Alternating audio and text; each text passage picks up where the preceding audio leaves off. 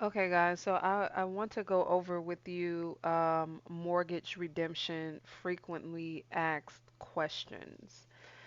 So this video is going to cover some of the most frequently asked questions I have received regarding the mortgage redemption service that I will be offering, as well as the book if you choose to do it yourself. You have the right to do it yourself, or if you are, not confident, you just really don't want to be bothered, the service is an option for you. Oh, I like I messed something up and it was doing the subtitles for me until I ruined it. I'm always messing with stuff. Okay, there it is. But I don't know if it's large. I don't know how you guys can see it. Let's see. I want to be sure you can see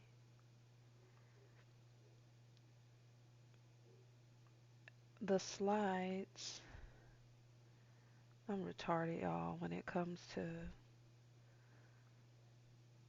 That's how I know I'm getting old.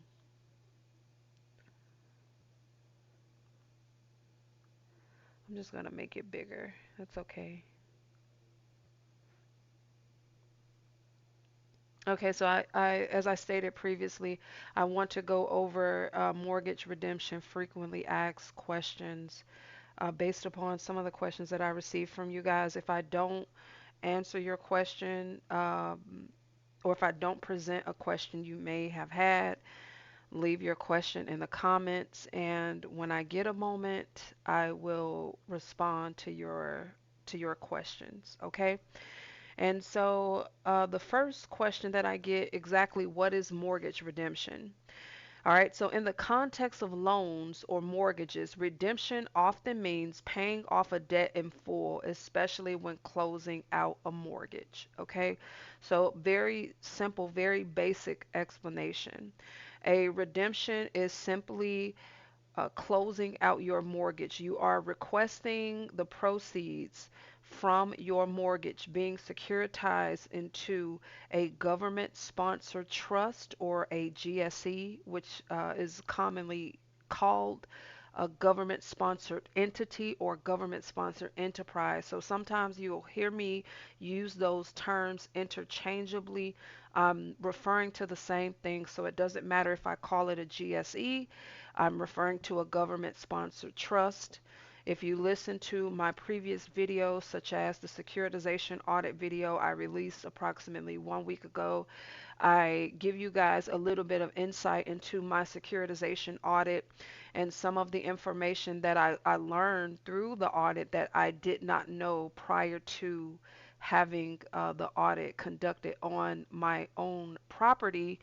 One of the big things that I learned is that my VA backed mortgage was securitized into a government sponsored trust called Jenny Mae.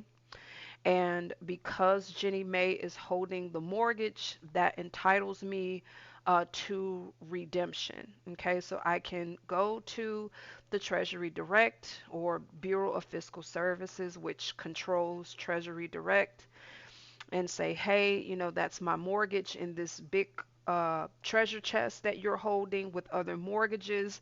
I would like to redeem it for that value.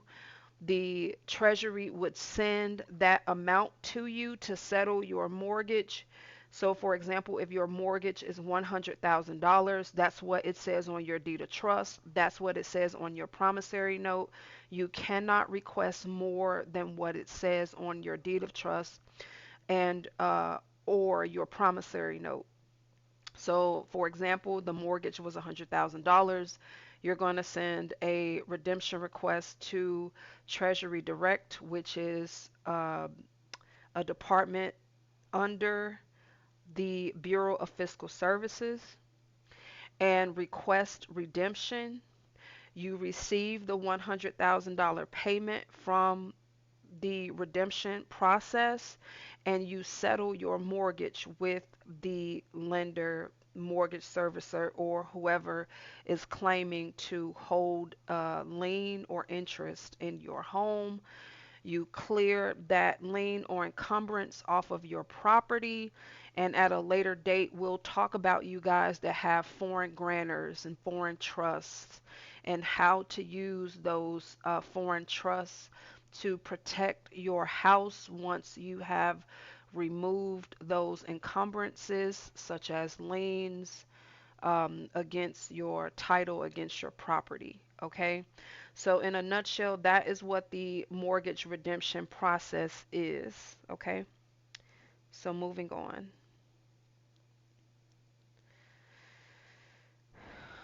All right. So, who is entitled to mortgage redemption? If your mortgage has been securitized into a government sponsored trust like those managed by Fannie Mae or Freddie Mac, you, the borrower, are the one entitled to redeem the mortgage. That means you have the right to pay off the loan in full and clear the debt regardless of how the loan has been packaged or sold behind the scenes. Again, if you guys watch my securitization video, if you have not watched it, I highly suggest that you do watch the securitization audit video that I released about a week ago.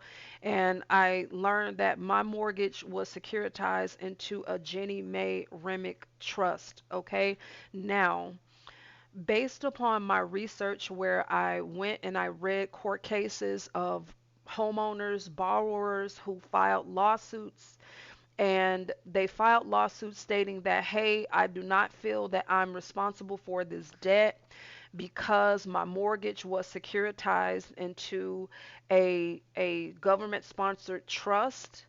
The courts did not side with the borrower or the homeowner because the courts state that the borrower or homeowner is not a party to the securitization process. The homeowner or borrower is not a party to the pooling and servicing agreement. Okay? And so, in reading that information, knowing that the courts holds this bias, I think it's a bias. Okay, if you borrow my car and then you make a buttload of money from borrowing my car, and I say that, hey, well, this person borrowed my car to make a buttload of money, and you're saying that I'm not entitled to it even though I own the car, I think that's a bit unfair. Okay. But from the court's perspective, the court is saying, well, yeah, they borrowed your car, but you were not involved in the agreement when your car was loaned to this individual who or company who borrowed your car and made a buttload of money. Like, you didn't negotiate. You were not a part of that agreement. Therefore, we don't think that it's fair for you to be able to claim proceeds from, this separate transaction. Yeah, you loaned them a car, okay, but you never said I'm loaning you my car, and if you make a buttload of money, that you have to share some of that money with me. Okay, so this is the position that the courts hold, and so we're not saying that, hey, we're a part of the pooling and servicing agreement. We're not saying any of those things. What we are saying is that the government sponsored trust is holding this mortgage. It has generated funds for investors, private investors, whomever. Okay, and we have a entitlement. We have a right to redeem this mortgage deed from this trust. Okay, and really what that redemption is doing, you're just exchanging that deed for everything in commerce. I've said this to you guys before. Everything in commerce is just trade or exchange. Okay, it's just trade or exchange. So your deed is being held in paper form. You're exchanging it into another form so that you can take that cash and settle with your lender. That is all you're doing. Okay, and you're entitled to do that. You're entitled to exchange that mortgage deed. Okay.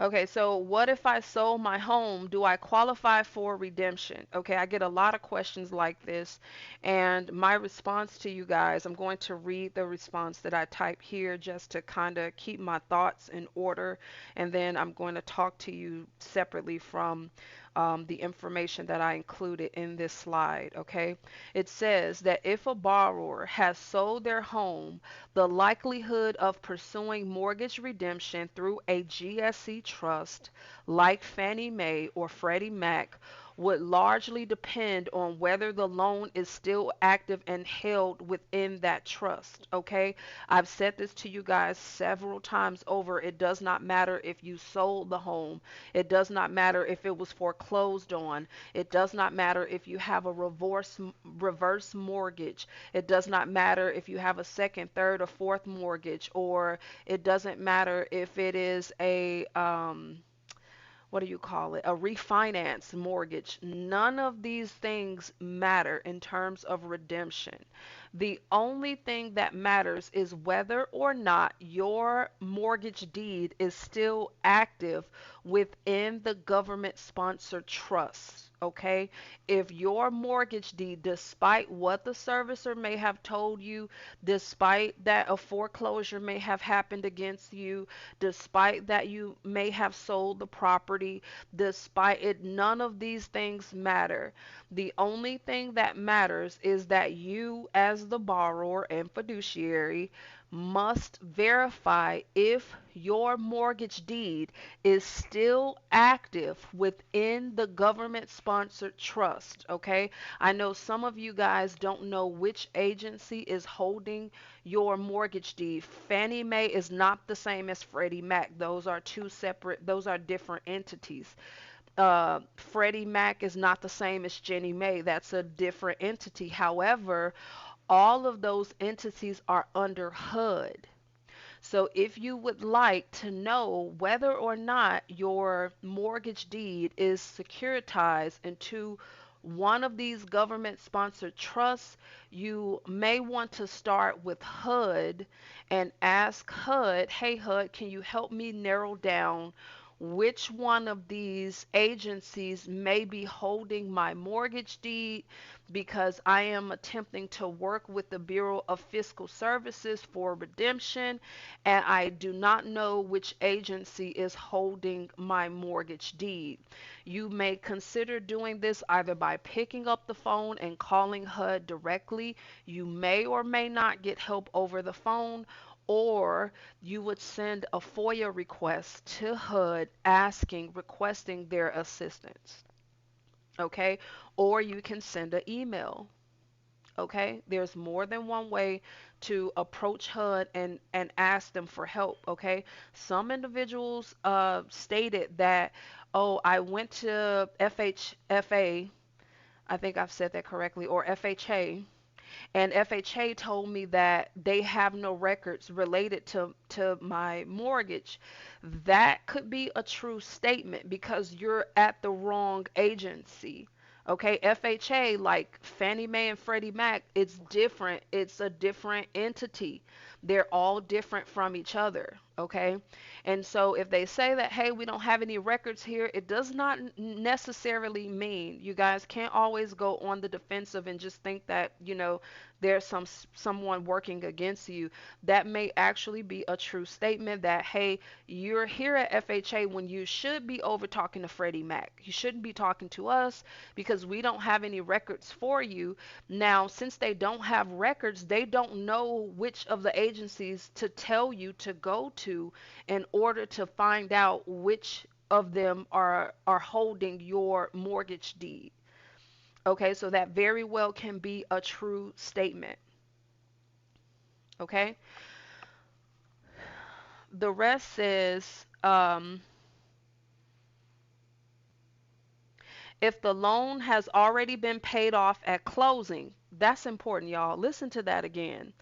If the loan has already been paid off at closing, that sticks out to me like a sore thumb, and I hope it sticks out to you guys as well. If the loan has already been paid off at closing, which is standard in most home sales, Okay, so most homes are paid off at closing.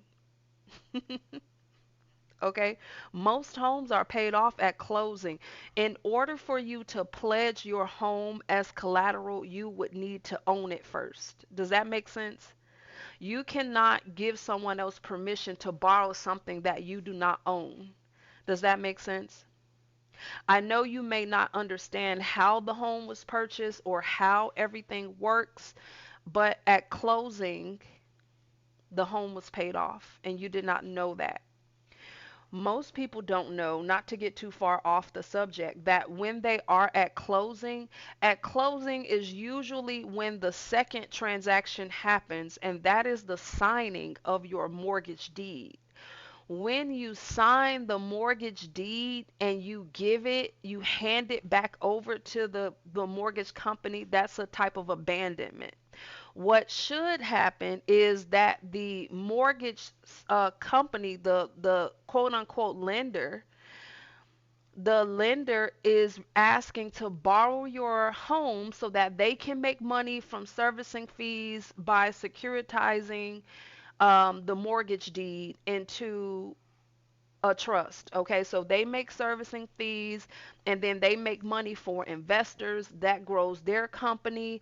Okay, and you make a little bit of money as well because if you're physically holding your mortgage deed, okay, then you're the one entitled to collect those mortgage payments, which is actually the way that it should go.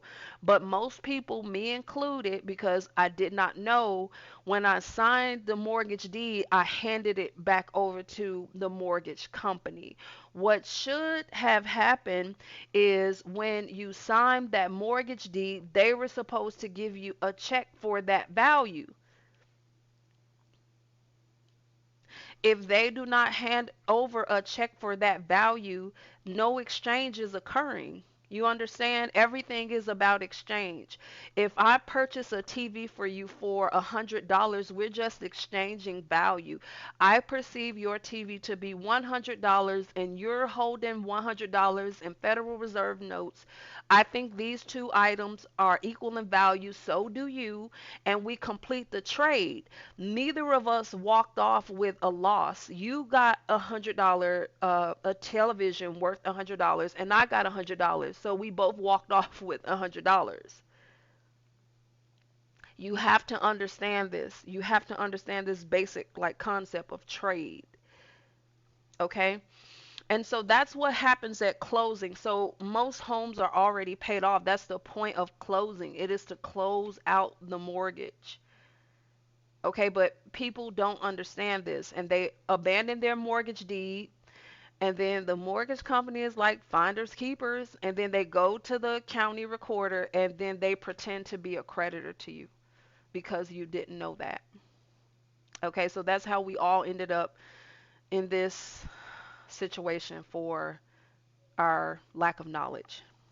Okay, if the loan has already been paid off at closing, which is standard in most home sales, then there's typically nothing left to redeem. The debt has been satisfied and the lien is released. That's what should happen at closing, but we know that it doesn't. Okay. And no one is, you can't expect someone else to protect your interest.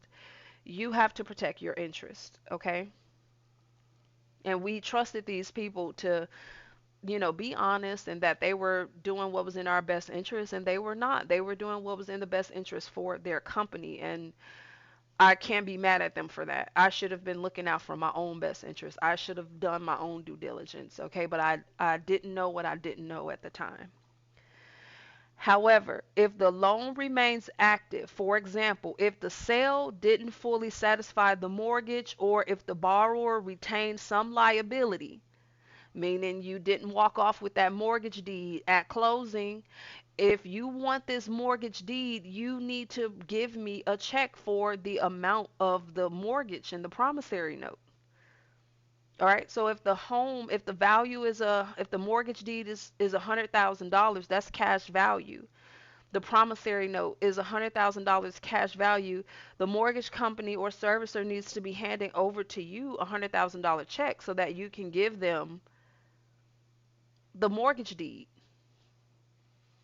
And now we just made a fair trade. Okay? But if that doesn't happen, um, no, I would not hand over the mortgage deed, because the mortgage deed is your right to collect payments, your rent for the usage of your property. Anybody that listens to Patrick Devine, I always promote listening to Patrick Devine. Patrick has said that numerous times, several times over. The rent is owed to you. The rent is owed to you. The rent is owed to you. But in order to collect the rent, you have to hold the contract. Okay?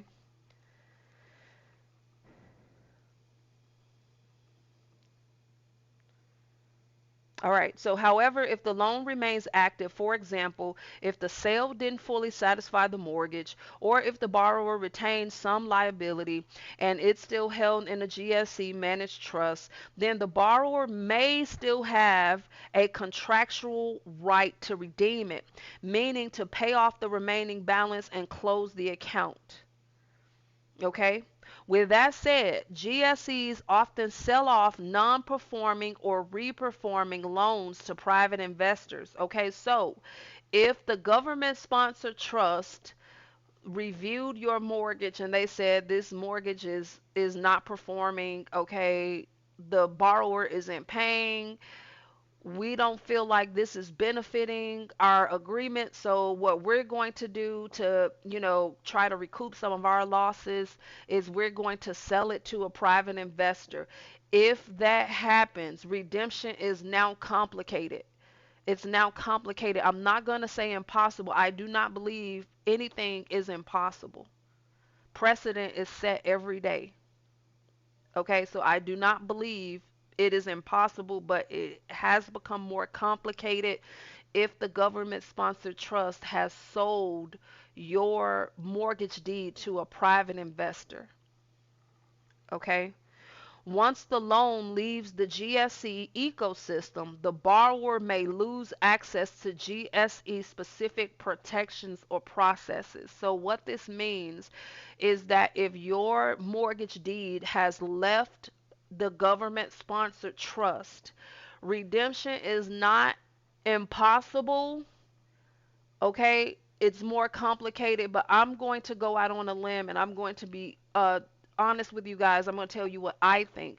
I do not think redemption is possible if your mortgage deed was removed from the trust. All those protections in place that gives you the right to redeem, that gives you that option, you lose it once it comes out of the trust. But as long as your mortgage deed is active within that trust, you still have the right of redemption. It does not matter if they foreclosed on you. It does not matter if you sold the home. It does not matter if you refinance. It does not matter if you've taken a reverse loan. None of these things matter. What matters is if your mortgage deed is active within a government sponsored trust. That is a big one. That is the crux, that is the foundation of this redemption process. The success of it relies on your mortgage deed being securitized into a government sponsored trust. Okay, what if I was foreclosed on? Do I qualify for mortgage redemption? Okay, so here's the breakdown. Before the foreclosure sale is finalized, many states offer a statutory right of redemption, which allows the borrower to pay off the full amount owed, including fees and interest, to reclaim the property. This window varies by state and is often short, sometimes just days or weeks. Okay, after the foreclosure sale, which the property has been sold and the title transferred, the borrower typically, okay, you need to understand typically, okay, in most cases, and I'm going to say that they're using the word typically because most people don't know that typically does not mean, uh, well, you automatically lose the right. Well, and most people lose the right to redemption after foreclosure. Reason being is that the mortgage servicer is supposed to remove your mortgage deed from the government sponsored trust after foreclosure. Okay? In most cases, most borrowers don't know that. They do not know that, hey, if this mortgage servicer foreclosed on you, they are supposed to remove your mortgage deed from the government sponsored trust. Some of them do not. They don't. They leave your mortgage deed in the government sponsored trust. I've even seen, okay, in some court cases, this is how I found this out, where the mortgage servicer left after they foreclosed on a home, they allowed the mortgage deed to remain within the government sponsored trust so that they could collect servicing fees from from the trust. Okay, they want to collect those servicing fees from the trust. The servicer was even making up the mortgage payments or making claims against the insurance policies, okay, or leveraging insurance policies in order to make the payments that the borrower was not making. Okay, in order to keep this loan active within the government sponsored trust so that they can continue to collect those servicing fees and any other fees that they may have been entitled to. From the federal government's perspective, this is double dipping. It constitutes fraud because the servicer is claiming that they foreclosed. Well, if you foreclose, then you would receive the proceeds from the sale of the home, but now you're also over here with this government sponsored trust that you never updated. You never informed the trust that, hey, we foreclosed. So now, based on the rules, we have to remove this mortgage deed from this government sponsored trust. They haven't done so. And so what the mortgage servicer does is that they continue to collect payments from the federal government under the pretense that the mortgage deed is still active, that they have not foreclosed on the borrower, which they did. So if they foreclosed and your mortgage deed is active in the government sponsored trust, you have evidence of double dipping. You have evidence of mail fraud. You have evidence of wire fraud, okay, against the federal government. So if they're defrauding the government, what is the likeliness that they're being honest with you?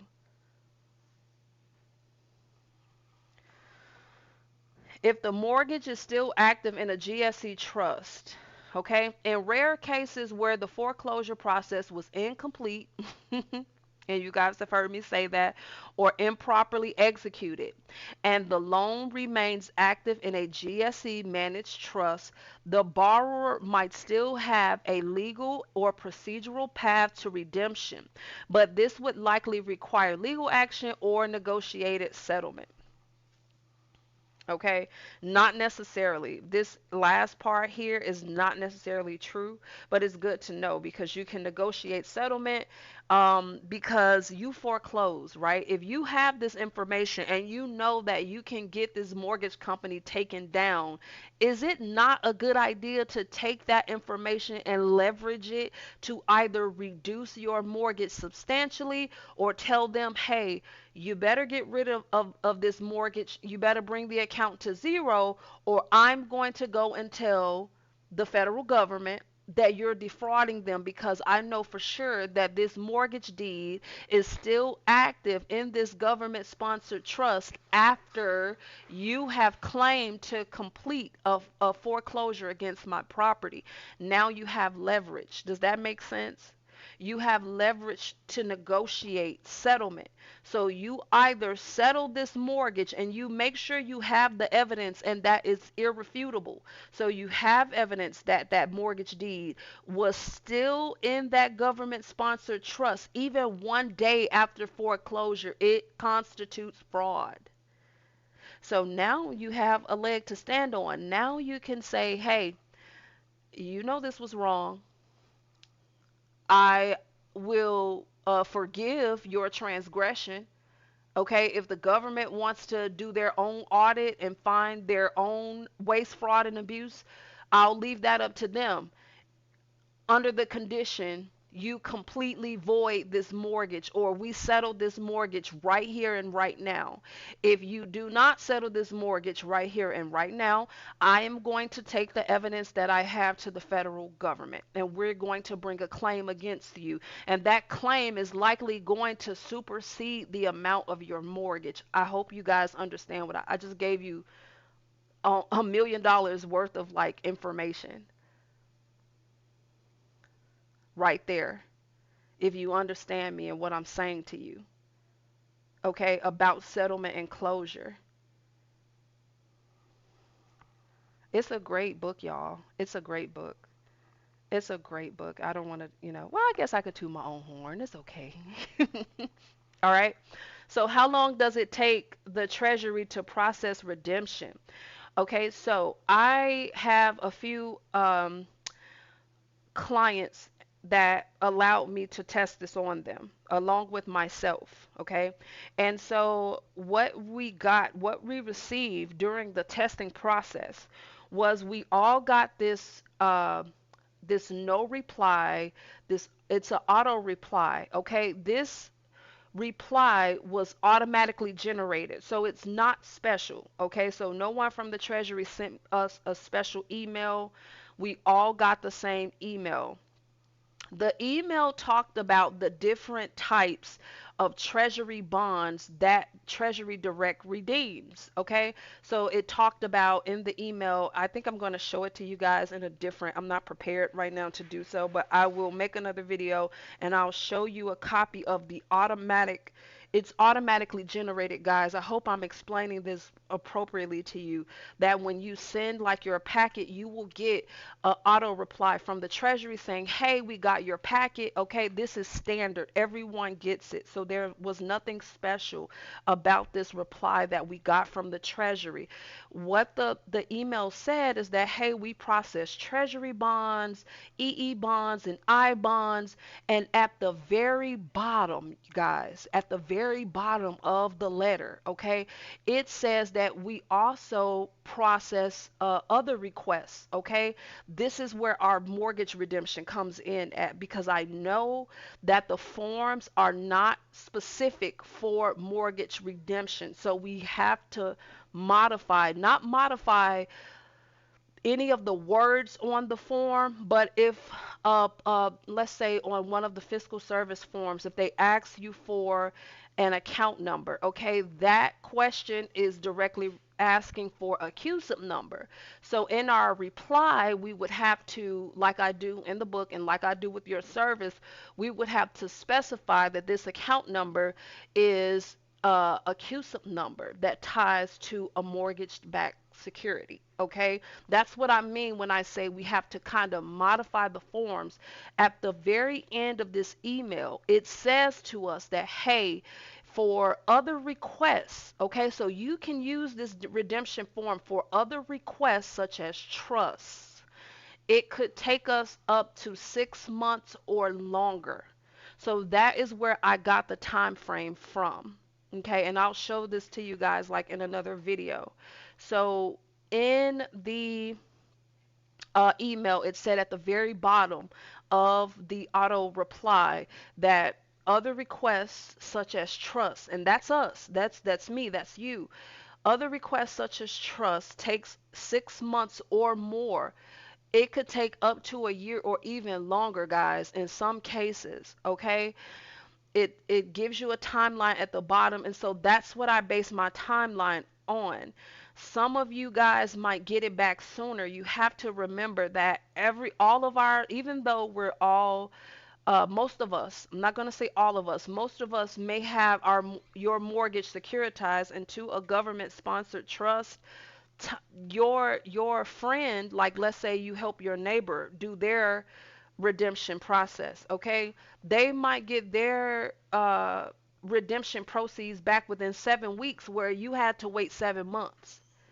It varies by person. I'm unsure why it's like that, but it just does. Even with the borrow from yourself, some people like me, when I told you, when you guys were asking me like, well, what's the turnaround time for you to get your checks back, I was getting them back in 3 weeks. Other people have been waiting a year and still haven't gotten it. Some people were getting them back in 3 weeks. Some people it took 6 weeks, 7 weeks, 8 weeks, okay, and even longer. So everyone's time frame will not be the same, and unfortunately, I cannot tell you like exactly how long it's going to take for you to um for the Treasury to process your redemption, but I can give you a basic timeline based upon that auto reply that I got back from the Treasury. Okay, so it can take approximately 6 months to a year or longer. Everyone's situation is different, and processing times may vary. Okay, I don't know if my mortgage is securitized. How can I find out? You guys, I have free resources on my YouTube. I released two videos, one where I talked about the RESPA letter, and the second where I talked about a RESPA letter follow-up for individuals that stated that they tried the RESPA letter in the past and the servicer was either non-compliant, not responsive, were giving the borrower the runaround, okay, not providing them with the information that they requested. In the video, I give you some additional tactics you may use. My intent is to try to get the information from the mortgage servicer without you having to dig into your pocket and pay hundreds, if not thousands of dollars for a securitization audit. I cannot guarantee that you will get the information from the mortgage servicer, but I try to give you as many tools as I can give you to encourage them to give it up to you. Okay, I cannot guarantee that they will give it up, but like I said, I give you tactics, I give you ways to inspire them to, it's in your best interest to do this. Okay, to provide me this information because I already know that you're not holding this mortgage deed. And like I said, you guys, you might have some pushback, you might have some storytellers, okay? You might have some liars, okay? Because if they are not, if your mortgage servicer is not holding the mortgage deed, then what that likely means is that another entity is holding your deed. That affects the mortgage servicer's right to do things like foreclose. It could even affect the servicer's right to collect payments from you. You might not even have the right to collect payments from me. Okay, so sort of kind of understand both sides. It's kind of like, okay, so you want me to incriminate myself? Of course I'm not. No, of course I'm not going to incriminate myself. Of course I'm not going to tell you that I don't have your mortgage deed or that I sold it or I transferred all my rights to your mortgage deed and someone else is holding it. Then you would know that I don't have the power to do what I'm doing to you. Okay? So this says that we have provided free guidance on how to file a RESPA request to your mortgage servicer to request securitization details such as the name of the government sponsored trust holding your mortgage deed, the group number of the trust, and the CUSIP number. You may also consider sending a FOIA request to HUD to request specific information regarding your mortgage deed, such as which agency may be managing the mortgage deed. If you know a mortgage broker, a real estate agent, or an attorney, they may be able to assist you with obtaining the information for you. Okay, so some of you guys already got resources and you don't realize it. Maybe you got a family member or a friend or someone you went to college with. Okay, you have a connect, you have someone you can go to and you can ask to help, like, hey, I'm in a little bit of a pickle.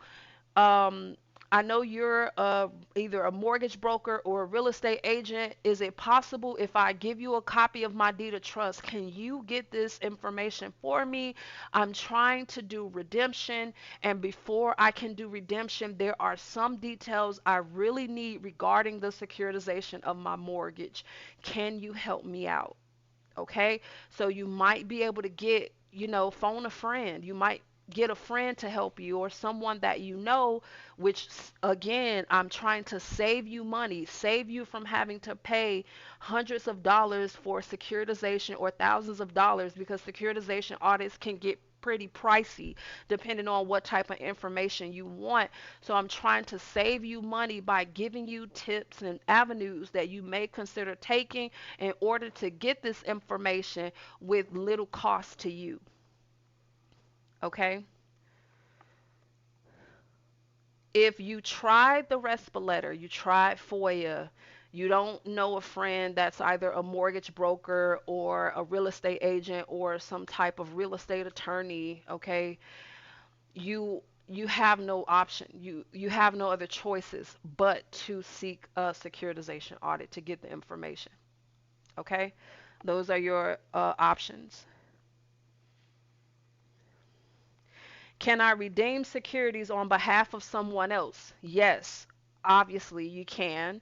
You would need to be the authorized representative through either a power of attorney or a trustee or an executor. Okay, if you're acting on behalf of someone else, but you're going to have to provide the information, like some of you guys may have a senile or old elderly family member that they don't have the capacity to even understand what you're talking about, okay? And you might have to act as proxy for them. You absolutely can do this process for them, but you would need some sort of authority granted to you, power of attorney, or be their trustee or guardian or something of the sort. And you have to include this information into your redemption packet in order for it to be accepted and processed, okay? We talked about this a bit earlier. Can I modify Treasury forms to include trust or GSC information? Okay, so in the book and even in the service that I do for you guys, I modify the answers to the questions. I do not modify the questions. I hope that makes sense. So the form, however the fiscal services releases the form, it remains exactly the way that the form is presented to us by the Bureau of Fiscal Services. What we have to do is modify the answers to certain questions. Okay, that is the part that I'm referring to when I say, can I modify Treasury forms to include trust or GSC information? You have to, because the Treasury, unfortunately, and I wrote to them and I asked them, I said, well, this is sort of unfair because you guys do not allow or you do not create, mortgage redemption is a big one. A large portion of the country has mortgages, whether it's FHA, Fannie Mae, Freddie Mac, VA, okay, and you don't have forms specific to redemption. I think a little bit of that is because most people don't know. So if most people don't know, it's like, well, why would we waste time and money creating forms that nobody ever is going to use, okay? And so, but I kind of felt like, listen, y'all should have redemption forms specifically for mortgages that are securitized into government sponsored trusts, okay? But they don't, all right? They don't. Now, this is me being transparent with you, and I tell you guys to do your due diligence, okay? You may contact the Bureau of Fiscal Services to verify what it is that I'm saying. Just like I've instructed you before with the IRS. You know, the IRS and the Treasury are closely related. And you guys, some of you guys have taken my advice and you have called the Treasury or you have called the IRS. You would ask an IRS a question, okay, and they would provide you an answer, and then you'll call a little bit later and talk to a different agent, and that agent gave you a different answer, and you'll call a little bit later and talk to a different agent, and that agent gave you a different answer. I can assure you the same is happening over at the Treasury, at the Bureau of Fiscal Services. Okay, so what I want you to do to be sure you're spending money, hundreds of dollars. The book is not cheap. The service is not cheap. Okay. So if you want to do your own due diligence to verify what it is that I'm saying, contact the Bureau of Fiscal Services and just talk to one of those agents over there. Hey, I have a couple questions for you. Okay, Treasury Direct does not publicly endorse modified forms. So you will not find on the Treasury Direct's website where they say, yeah, sure, you can modify our forms. We're not modifying the forms in terms of the questions. I hope you understand that. But we are taking the questions and plugging answers into them that is specific to our requests. Okay, so if it asks for an account number, I really don't have an account number for you, but the account number that would identify the trust that I'm wanting you to go and redeem my mortgage for in reality is a CUSIP number. And I'm specifying this on the line that's asking me for an account number. That's what I mean by saying having to modify the forms. You will not find anywhere where the Treasury says, yeah, we'll allow you to modify our forms. We're not modifying the forms or the questions or the information that the form asks, but we are modifying and taking the answers to the questions to fit our scenario so that the treasury, that the agents, when they do the redemption, that they have the information that they need. You need an account number. I know you need an account number, but the account number is really a CUSIP number. Okay, so that's what I mean by modification. Any deviation from standard instructions should be confirmed directly with the Bureau of Fiscal Services.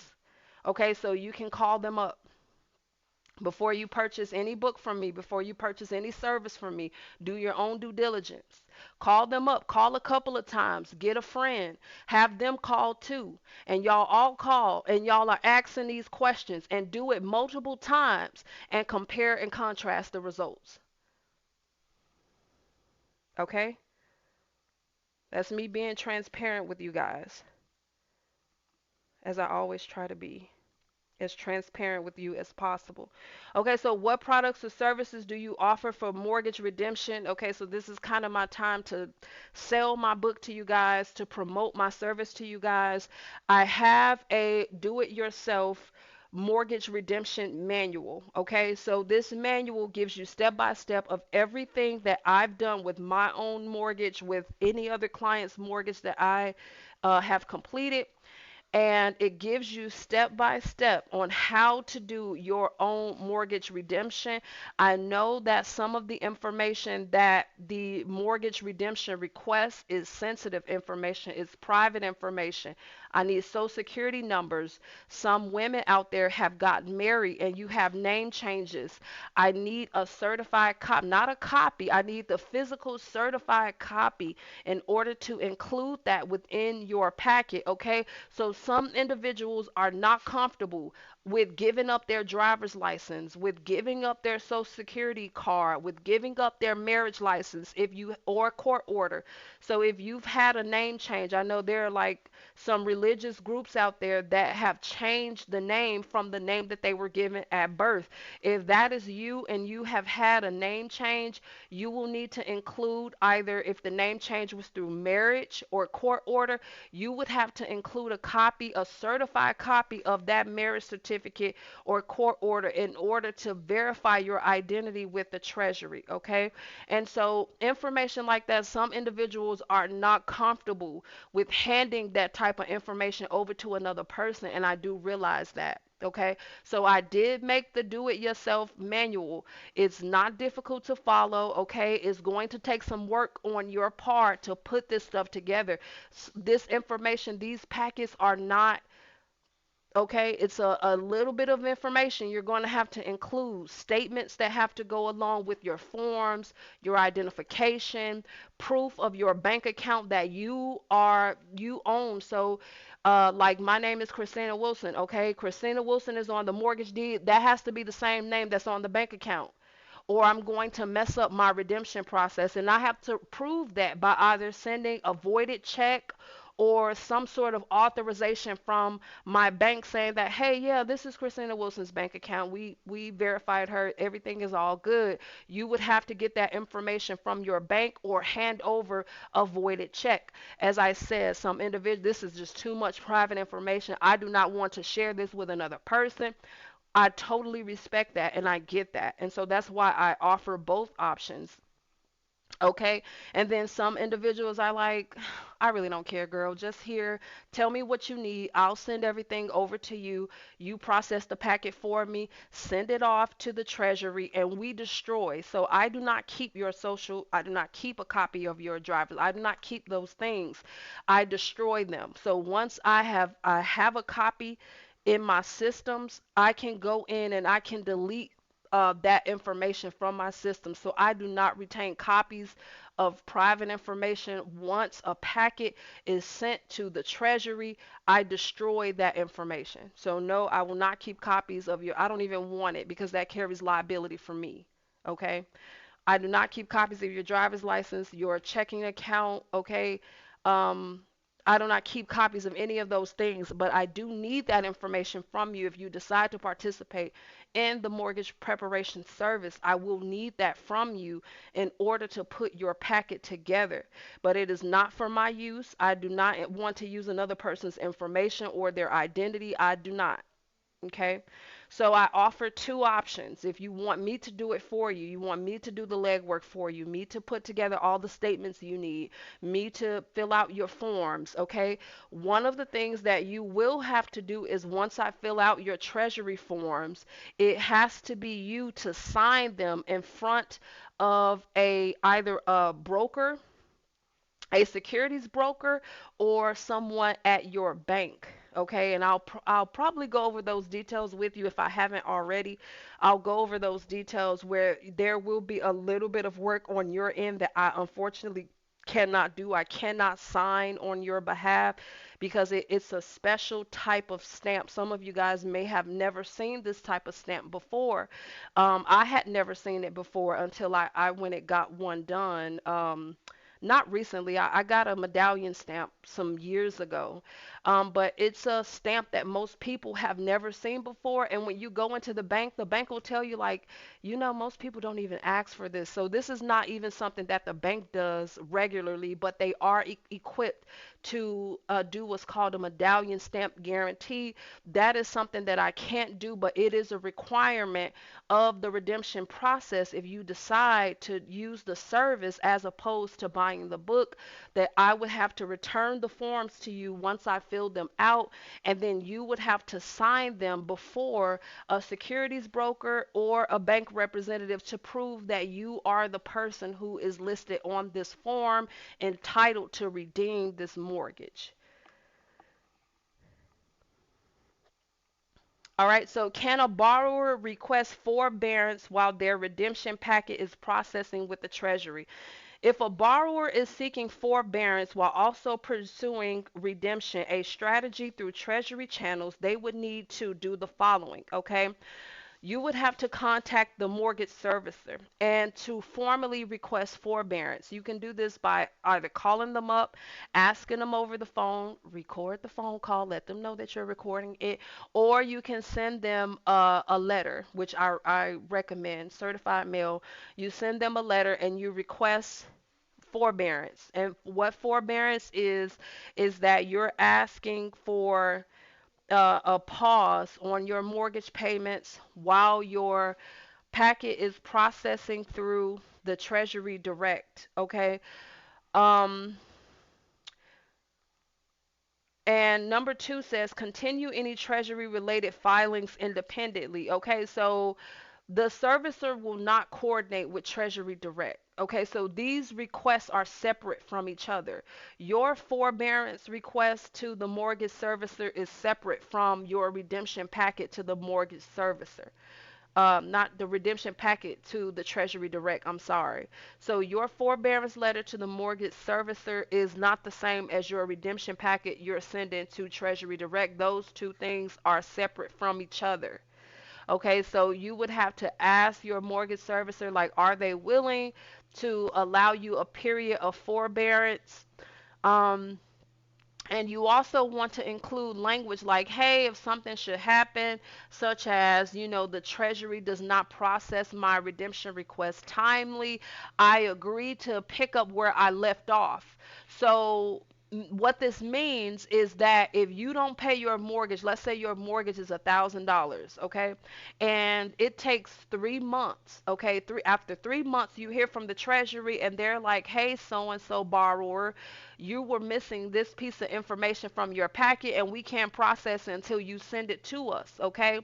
And so you ask the mortgage company to, hey, can you give me 3 months forbearance? And so after 3 months, the mortgage company is like, okay, well, you owe us $3,000. No, You want to structure the letter in a way that says, hey, if something happens or things don't work out or I need additional time, forbearance will not accumulate mortgage payments. However, I will pick up where I left off. So meaning if you, like, let's say you've had 3 to 6 month forbearance. So we're at 6 months. Treasury still isn't done processing. The mortgage servicer is on your back, like, listen, we can't give you any more time. You need to start making payments, okay?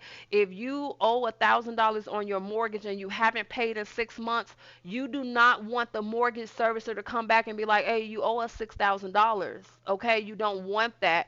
So I want to pick up where I left off, meaning when the forbearance period ends, I will pay the amount, the more I will pick up where I left off, meaning I will start to repay. So the $1,000 that I owe, I will start there. Okay.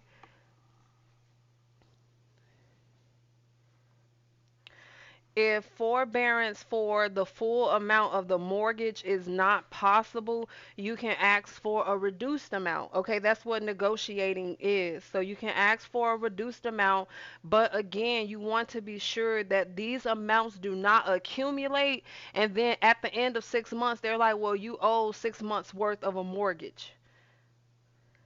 Okay, you don't want that.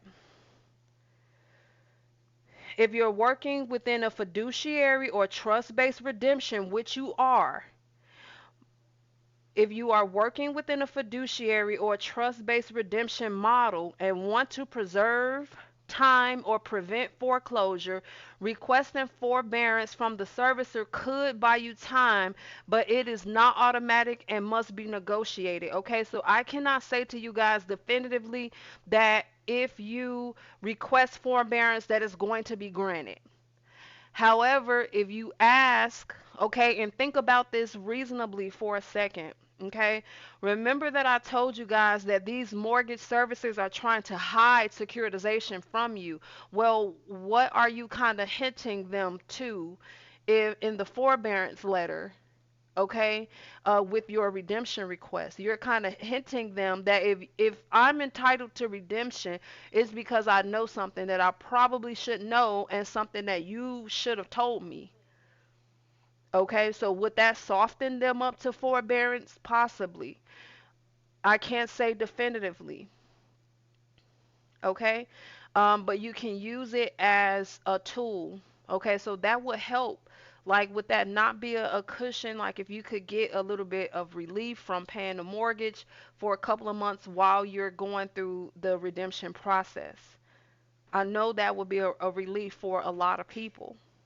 Okay, so just think these things through. Like when you're sending your forbearance letters. Okay. Um, and negotiate. Okay, you want to negotiate. Can a borrower request forbearance while their redemption packet is processing with the Treasury? Okay, I read that one already. Sorry. I don't know the name of the GSE holding my mortgage deed, nor do I have the CUSIPs. Can I still use the mortgage redemption services? Okay, no. If you do not have this information, you cannot utilize my services. I will not be able to help you without you obtaining this information first. I need to know the name of the government sponsored trust that is holding your mortgage. I need to know the group number if that's available. I need the CUSIP numbers, okay? Especially the CUSIP numbers because that identifies the treasure chest that is holding your mortgage deed, the government sponsored treasure chest holding your mortgage deed, okay? So I need that information. If you do not have that information and you book services, I am going to cancel your order. I have to because there is no way for me to process your redemption without this information, and that obligation to get that information is placed upon you. You have to get that first. You have to get that information. The name of the trust holding your mortgage, the CUSIP number, and the group number. Okay, and if you can't get it through RESPA, you can't get it through, you've tried all the avenue, you've exhausted, your only option left is a securitization audit. Okay, so I'm getting up to about an hour, guys. I hope this was helpful for you. I'm still working to get everything in order and I'm testing to be sure that everything is going to run smoothly. I'm hoping to have this up, at least the service, okay? I'm hoping to have the service up and running by Friday. If not, I'm going to have to extend it out to Monday because there are some things I need to fix first before I leap into a new service like Dropbox. Okay, there are some other things that I need to fix and have my ducks in the row before I start with the mortgage redemption service, before I start processing and shipping the books. I want to be sure that the system that I have in place is good. I want to be sure that I'm not missing anything from the book, from the packet, from the service. Okay, so I have to go over these things multiple times. Give me a little bit of time. I'm trying to give you guys the best estimated time that I can. You know, sometimes things don't always work out the way that I hope, but I am doing the best that I can to get this service active and get the book ready for shipping. Okay, as always, it's good talking to you guys. If you have a question that I did not answer in this video, leave the question down below. When I get a moment, I'll respond to you guys. Okay, as always, it's good talking to you guys. Bye.